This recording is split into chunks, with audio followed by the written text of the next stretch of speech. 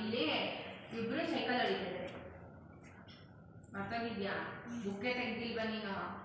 ಮತ್ತೆ ಅವಳಿಗೆ ವಾಯ್ಸ್ ಇಲ್ಲ, ನಿಂಗೆ ಮಿಸ್ಟೇಕು. ನೋಡ್ತಾ ಇದ್ದೇನೆ ನೀನು ಇದರಲ್ಲಿ.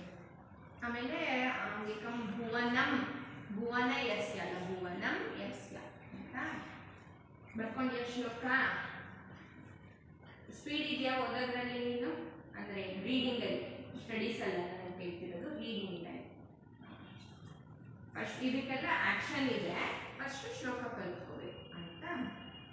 ಅಂಗಿಕಂ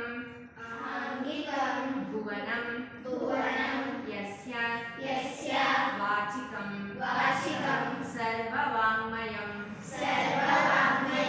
ವಾङ्मयं ಆಹಾರ್ಯಂ ಚಂದ್ರತಾರಾದಿ तं वन्दे ಸಾತ್ವಿಕಂ